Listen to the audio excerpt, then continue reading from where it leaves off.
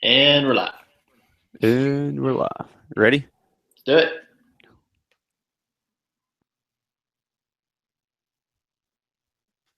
Five,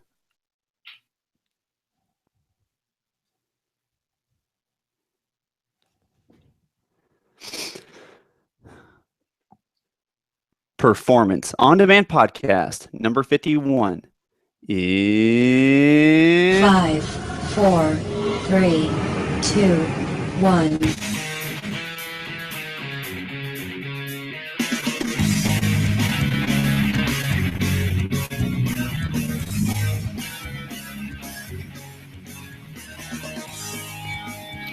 Welcome to Performance on Demand podcast with Craig and Jeremy, where you will learn all things endurance sports from training and nutrition to mental strength. Everything you need and want to know in one place.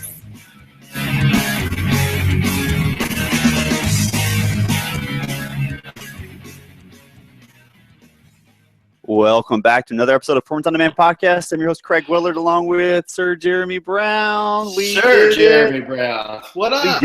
We did it again. This is 2 in a row. Man, what are we starting off here, man? Tell you, we lost this for just a little bit of time for busyness, but as we said, we will be back, and well, here we are. For all those Either I'm sorry or you're welcome. It depends on which listener we're talking to right now. No doubt. So how you been, Jeremy? I'm good, man. I'm good. I just got back from a team red, white, and blue tri-camp, so I'm a little fuzzy brained after tri-camp. But it's the end of my, when you look at a life schedule, you plan out. Oh man, the next month or the next 2 months are just going to be crazy. You know how it is with kids and with obviously, and we could talk about yours too, but sports and life and business and just everything. You're like, shit, I'm finally to the end of what was 6 weeks of a lot of traveling, a lot of business and really good things. But it's one of those things where when you get done, you can go, now what do I do? Right now I'm back to the normal grind, but what is the normal grind? My normal got lost for quite a while, but I'm back. So, and then I'm sitting here looking at you and you're looking all sexy with your nice little suntan and clearly you've got your vitamin D supplements on point right now, right? Yeah. We spent yesterday we had my daughter plays competitive. She plays travel softball at AU, and we had a local tournament that we played in. Started at 8:45 was our first game. The tournament championship was at 7:45. We were in the sun all day long, and well, yeah, I'm burnt. And then you can, of course, still see where my sunglasses were, so it looks phenomenal. Raccoon over here. You got some big ass sunglasses. They are big glasses. I got a big old head, so I had to have big sunglasses. It's the first thing I noticed. I said, "Damn, he's been in the sun more than me." Yeah, dude, it was bad. And then everybody was like, your face is kind of red, and I'm like, yeah, it'll be fine. And then I look in the mirror, and I'm like, oh shit, this is gonna hurt. And it does. It hurts. But yeah, whatever.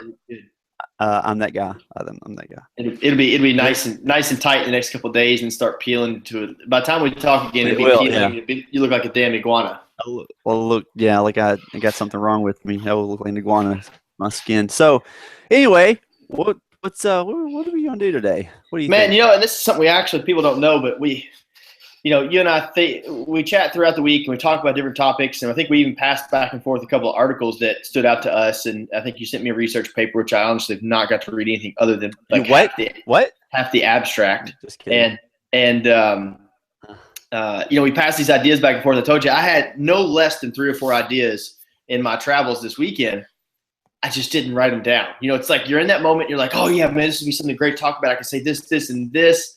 And then we get here and you're like, well, what are we going to chat about? And I'm like, fuck, I don't know. And so we start kind of banging ideas. And, you came up with Be As You Are.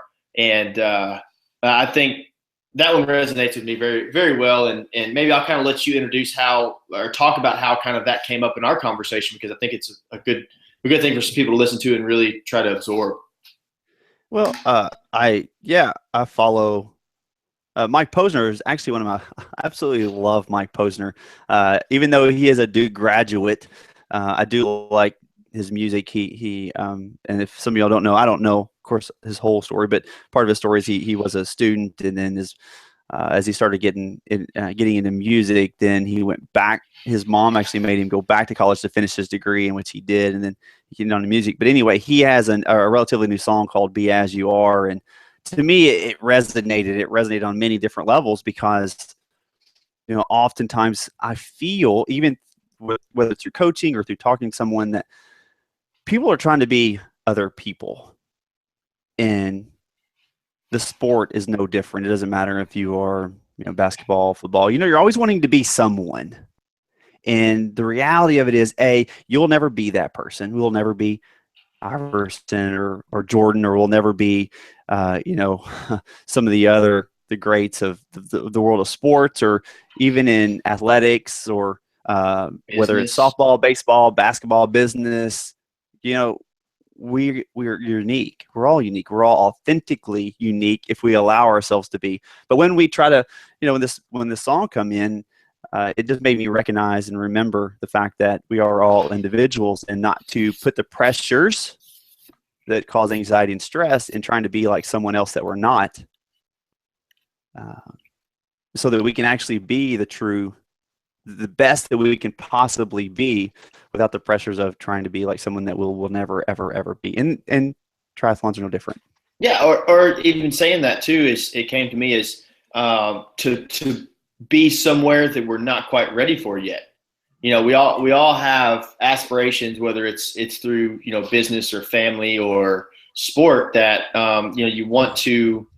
I want to be in a certain position with my business in a certain point in time, or athletes want to become an elite athlete, or want to finish an Ironman. They just got into the sport, and they try to position themselves in such a way so that they're already there before they're ever there, right? They kind of want to skip that process, like we've talked about before, and just go straight to the outcome. I want to be the CEO of this company, or I want to be the manager of this firm, or I want to finish top something in my age group, and it's so easy to kind of get distracted, and this kind of goes along with our goal setting stuff. But do you have a clip, just like a quick clip of that song you could play real quick, just so that people can kind of hear it and kind of know what we're talking about? Sure. Let's throw something on there. Yo, this DJ, spin that shit. Yo, D. There were moments when you fall to the ground. You were stronger than you feel you are now. You don't always have to speak so loud. No, just be as you are. There you go. You're stronger than you. What was it? What was the lyrics? It says, as I sit there and I'm sitting here looking around, I actually wrote that one down because it was. You're stronger than you know you are.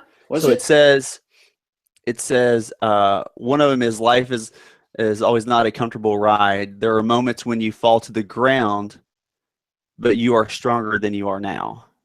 Yes, and then you were stronger than you are. So basically saying you fall to the ground, but yet you're actually stronger than you are to get back up. You just don't think about it because of the pressures of falling or not being as good as you think you are, or whatever. And that what you take away from that? I've got an athlete that, to go along with that, for those who want a little something more upbeat, Britney Spears has the song "Stronger Than Yesterday," right? Right. I have an athlete that loves that song, and it's one of those things. It's just that reminder that's in your face that today you're better than you were yesterday. Yep. And I think one of the hardest things for me as business owner and as a coach, and for other athletes, is just acceptance of who we are, and we've talked about it before in little bits and pieces. It's sometimes we get distracted and we forget where we were. We no longer appreciate who we are, and we forget where we were. We only see that where we want to be, that outcome. And so I think that message to me speaks volumes, because it's just a very real, deep reminder that, you're going to be all right, but you gotta keep grinding day in and day out. You got to appreciate who you are to get to where you're going. Yeah, it's really hard. If we want to be somewhere, we must be, and I use in the word, and a lot of us in the life coaching world will say we're centered. We are where we are. We're living in the present moment. We're not living in the future or in the past. But if you want to grow, if you really want to grow and develop and be the best you can ever be at whatever it is that you are, you have to know where you are, and you have to accept the fact that you are where you are and that you are you and that your path is going to be completely different.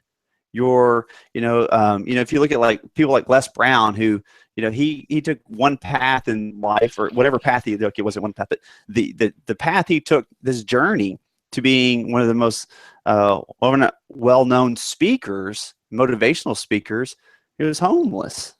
Yeah. And so his process was recognizing, hey, I'm where I am, but I can control what I'm doing because I'm accepting the fact that that's what I was, but I'm going to be something different, versus trying to be like someone else who has completely different, they're different place in life. They're a different place, whether it's, not ever being homeless. They don't, they were given everything that they ever had.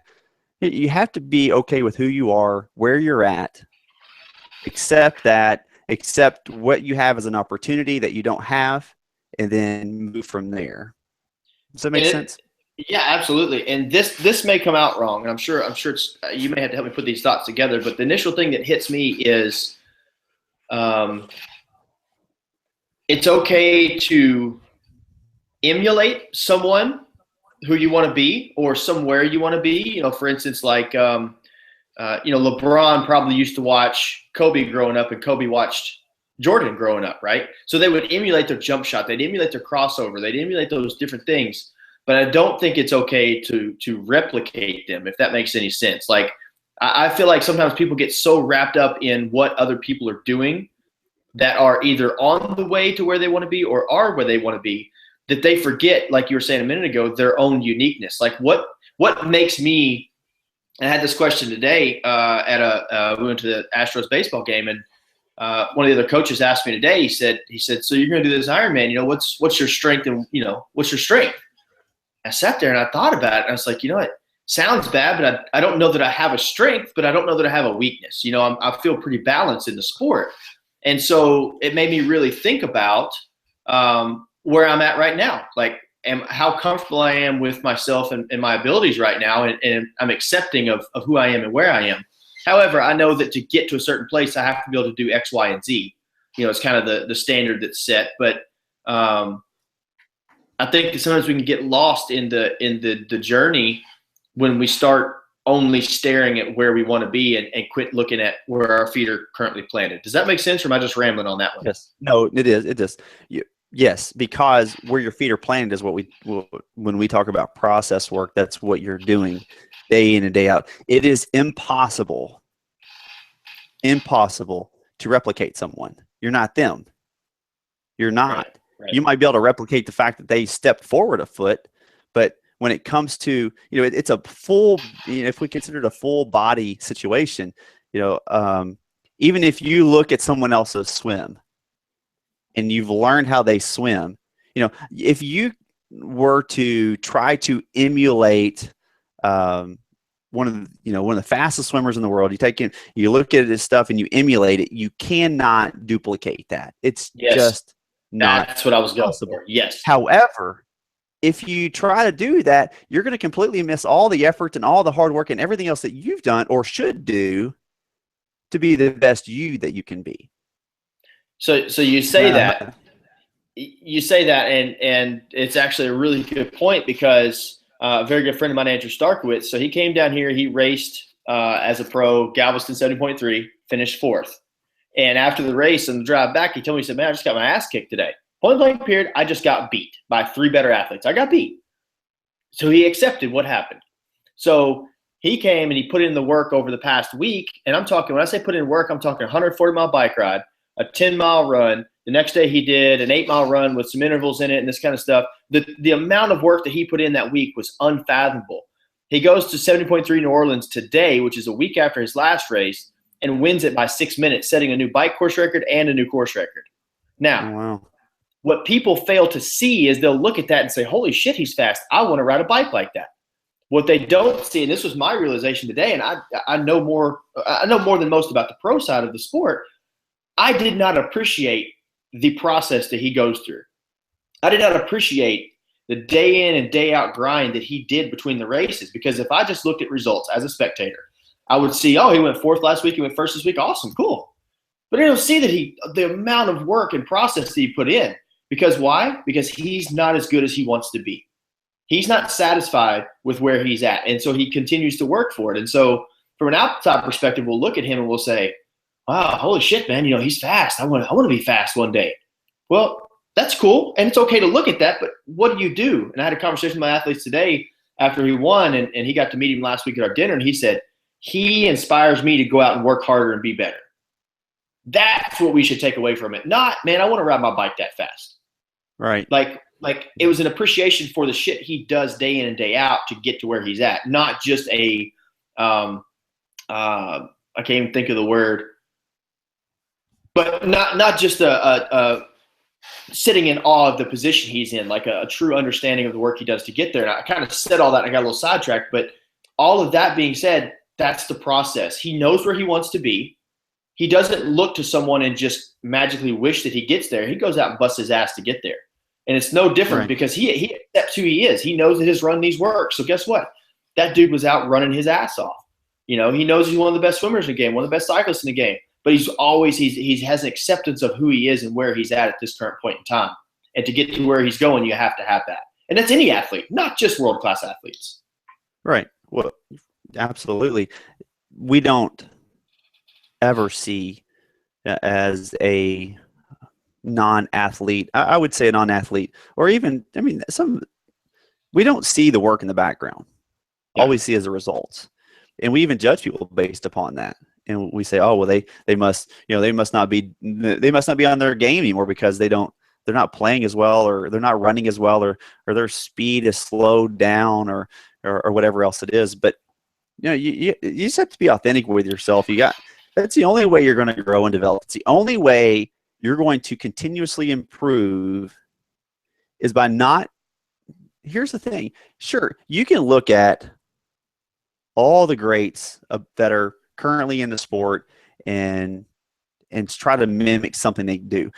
But really, if you want to be great, great to me, and I say a big difference. There's a big difference between excellence and greatness. Excellence is you. Greatness is you against everyone else. So, people say, hey, say that again. Say that again slower. I like that, but I want to hear it again. Excellence is you. Greatness is you against everyone else. That's solid. And people, and even Les Brown, this is one of the things that I'm not, maybe it's just a linguistic thing, but he says there's greatness in you. And to me, that means I can't, in order to be great, you're judged by someone else. And it's not really anything about you, because I can be great in a sport that no one's great in. But excellence I can put in every single day. What am I willing to do today to be the best me I can be? And if I do this every single day, everything else, as we talk about with process to performance and goal and outcomes, will take care of itself. Yes, I get it. You want to be on podiums like whoever else, and you want to win all the national championships and everything else. But it's more than that, and it's bigger than that, and it's all about you. And the day we start to look at other people and it just, it takes us away from who we are.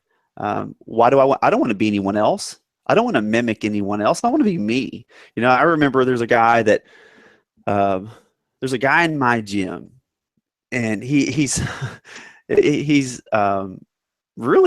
quite to know him as if you were to walk up to him. He's huge. He's a big old kind of bodybuilder guy, but he's really philosophical. And I remember saying to him one day, I said, he gives me this. There's a guy named CT Fletcher, a really big bodybuilder. It's on guy that people follow on YouTube. And I said, you remind me of CT Fletcher. And he said, I ain't nobody. He goes, I'm me. Nailed it. And he didn't even. And he did. He nailed it. He didn't want he is him. And he says, don't even compare me to anybody else. I am me, and I'll never be them. I don't want to be them, and they will never be me. And that's what. Go ahead. Finish up. No, go ahead. No, what were we going to say? Go ahead. Well, that got me thinking, and let's take it a step further. So from your point of view, with your knowledge of psychology and how people operate and function, what causes people to take admiration to the next level, to take it to where they start degrading themselves and bringing a negative energy and negative thoughts about themselves when they look at another person. Athlete X loves to work out with a group, but athlete X always says, so-and-so is much faster. What are they doing to get faster? Oh, this other person's really fast. Man, I want to be like them. What are they doing? They don't essentially keep their nose in their own business. What causes that, do you think? Is that fear-driven? Is that an insecurity? Well, it's confidence. It's confidence. So when someone lacks confidence, they immediately judge themselves against the others. Okay. And if you're confident, for example, there are certain areas of my life I'm not as confident as I am in others. I mean, I'm human just like everyone else. I'm not perfect. But when I'm confident, I seek out advice of others. When I lack confidence, I don't. And sometimes people will not ask for advice or ask for, hey, what did you do to get here? Because to them, they don't have any confidence, and they feel like if I say something like that, that they're going to know that I don't have any. They're going to know that I don't know what I'm doing or what I'm talking about. So to them, to the ones that lack in confidence, they're not going to ask. In fact, it's going to internally drain them instead of going, hey, man, you're doing look at your, and I tell you, it's the weirdest thing. Even if it's interesting. If you go up to someone and you go, man, I've never seen shoulders like that. What is it that you do to get those shoulders like that? What exercises are you doing? You want to talk about lighting up someone's world? It's crazy how much they will light up and be like, well, let me tell you what they get excited to get into it. Right. Because A, you compliment them, and B, you want to learn from them. And, many of us don't know that there's this internal purpose in us that we want to help others. We really do. And I absolutely agree. That's my opinion anyway, that for someone, and there's probably maybe some other underlying issue. If I were to say a generalized specific point would be yeah, right. The round square. I go to college. No. If I only knew how to spell psychology, I have to look it up. I know, right? But if the difference between the two is confidence, and that's my opinion.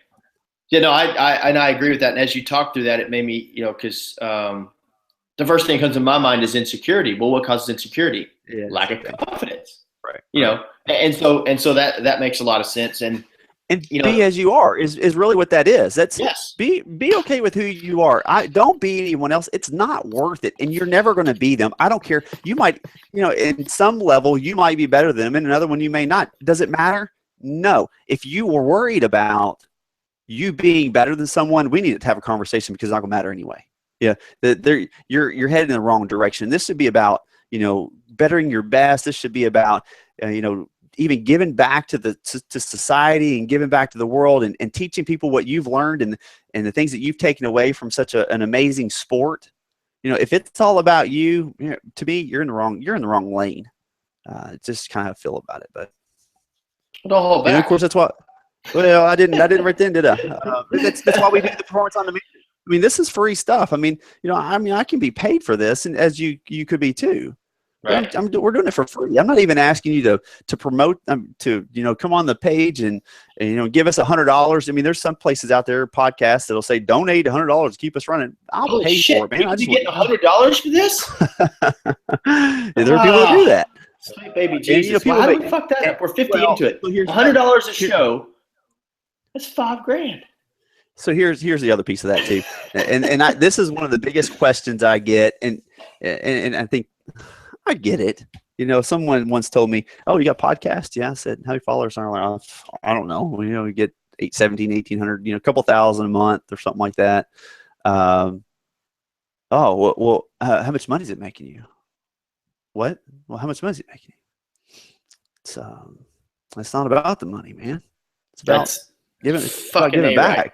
Yes. And let me tell you, the amount of people, you can just watch someone cringe, and I'm like, man, your focus is wrong. To me, you don't get it. You don't understand. That's not why I'm here. I have a business, and people can come to me and I charge, but I give as much, if not more, free services than I do pay, right? Because I love what I do, and to me, it's fine. I think at the end of the day, and that's to kind of segue back into what we're talking about. At the end of the day, probably my payment, and I would assume as much like yours, my payment is seeing that connection made, seeing the athlete today that I worked with for a while. Now she's working with Nicole, cross her first 70.3 finish line today. And I would dare to say some of the shittiest race conditions I've seen in a long time, like super tough race conditions, finished their first half Ironman. Like for me, Where was that at? New Orleans. Yeah, I heard it was like 30, 40 mile an hour winds. It was dumb. It was dumb. And for me, that's what it's about. And I even told people this weekend at the Team RWB Tri Camp, I wasn't there to grow clients. I'm there to give back and help out. And even at dinner that one night, I told the guy, this girl finished her very first triathlon at this camp they put on triathlon. She crossed the line, and I put her finisher medal on her, and she gave me a hug and said, thank you so much. And I said, you're the reason I do this shit, this type stuff. Much like I would assume, much like yourself. It's when people have that breakthrough, when people start to think more of themselves than they did when they first started communicating with me or with you. Yep. To me, that's what it's about. And so, and the most powerful thing to me is to see someone believe in themselves, to see someone step back, quit judging themselves based on some skewed up social scale, and say, you know what, this is me, and damn it, I like me. And then from there, the sky's the fucking limit from there, dude. There's no holding that person back. And I'll go ahead and throw him under the bus. But Tom Rivik is the exact example of that. When someone finally says, hey, I'm me, and I like me. Man. Yeah, he does. So life changes. Life changes. Outlooks change. All of a sudden, performance changes. Right? Yep. So you light up whenever I say his name because, man, it's huge to see that. Yeah, I love Tom. Yeah. And to be a part of that. He's a neat guy. To me, it's an aha moment, when I hear someone, when you hear that click, that engagement of something that they were uncertain of to immediate certainty, and now the recognition, it's phenomenal. And, I am who I am. And some people will take that, no, I am who I am. And some people take that as if, maybe even, delusional of sorts or something, that you're, what do you mean? And I don't want to get even philosophical to the point of saying, well, I mean, who am I really? I just was in a whole class where we debated the theory of being, and it gets a little ridiculous when you get down to it. But if you want to be the best you can be, please do that. But don't do it based upon other people. The best you is not the best anyone else. You don't have the genetics. You don't have, and I don't mean that as in you don't have better or less. I'm just saying you're different. Your DNA is different to an extent. What your body, what was the guy, the swimmer guy? I'm having a brain cramp. Michael Phelps. Yeah. They're talking about, like, he had this perfect body, the way his body was formed or something. What was that? Do you remember? No, I know what you're talking about, though. But they were talking about it from the science perspective, and that his body was like sports science or something. Like, he's made to be a swimmer. Yeah.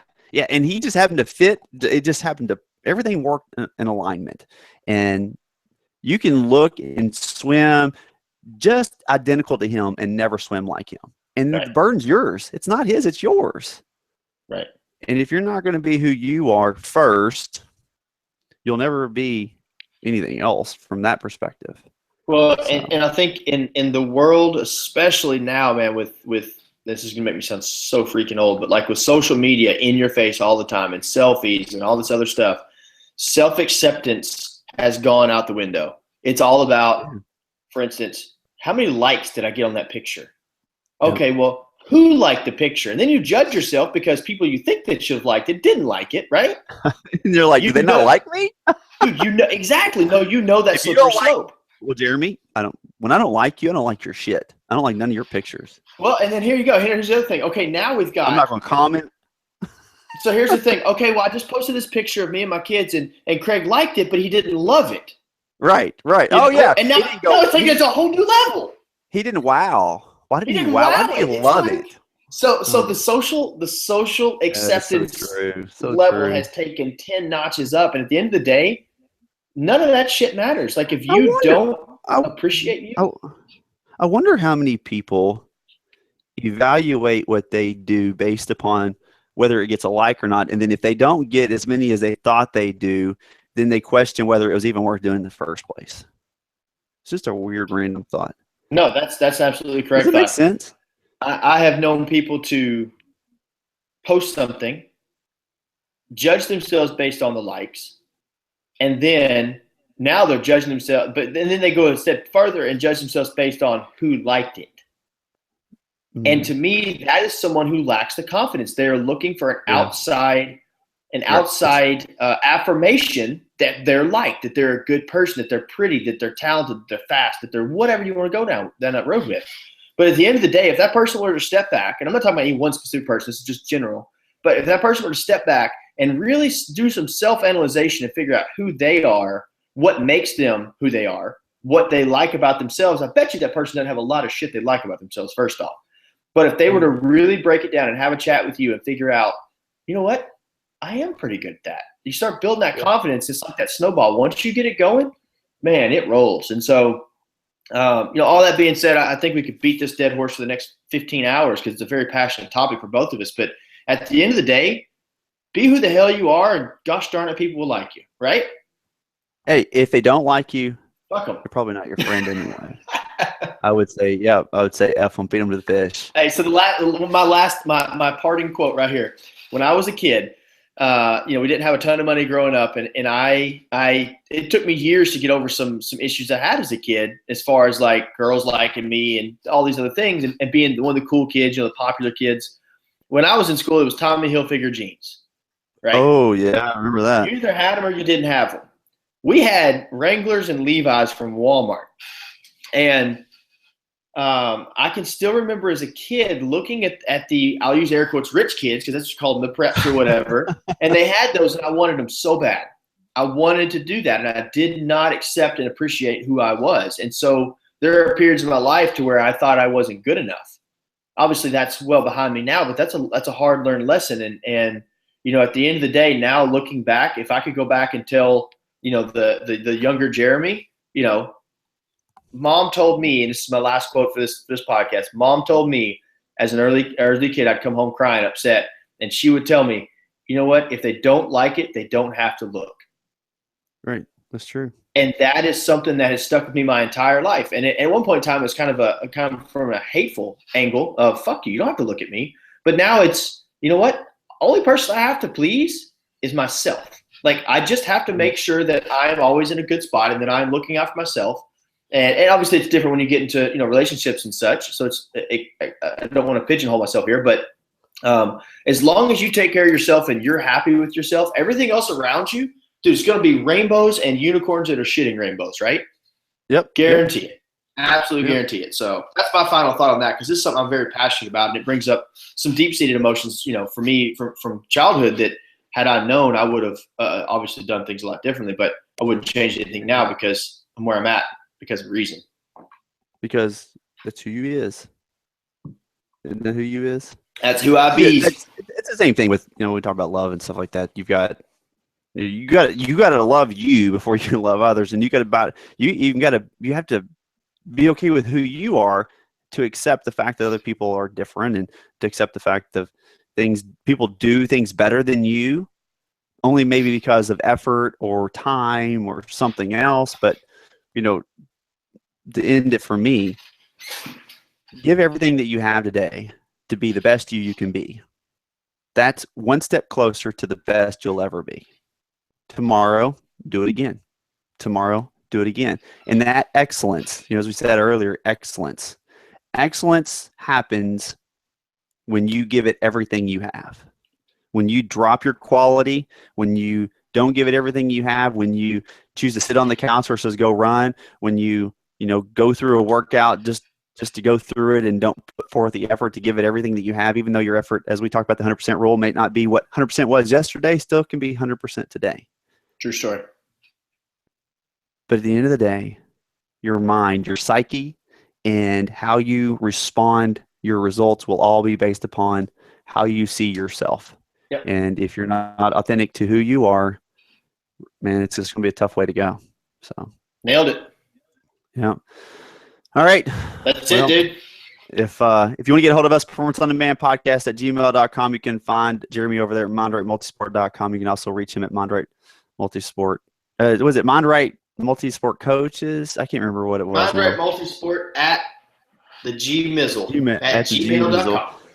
You can find me at u-discover.com or craigwiller.com. You can also email me at craigwiller@u-discover.com. You want to get on the show, want to come chat with us, you want to do whatever, give us a call, let us know what you want to talk about. For those that have been in waiting for us, we've gotten the emails. I hope this is helpful and gets you back online to where we had been, just 2 months ago or something like that. We just talked about being happy with being yourself, but you said craigwiller.com, and I'm like, fuck, I want a domain name. Craig's got one. So now my goal tomorrow to make myself better is buy my own domain name. The U-dash, I love the U discovered. I love that. I don't like the dash in there. It's just, I have to go U-dash discovered. And it's just, so I said, you know what? I'm going to go buy my name. And so he goes to the same place. So you've inspired me. JeremyBrown.com will be mine until somebody hears this shit and buys it for me and sells it back. So, all right. Well, everyone, thanks for listening. And we will talk to you next Sunday. Take care. Thanks, dude. Later.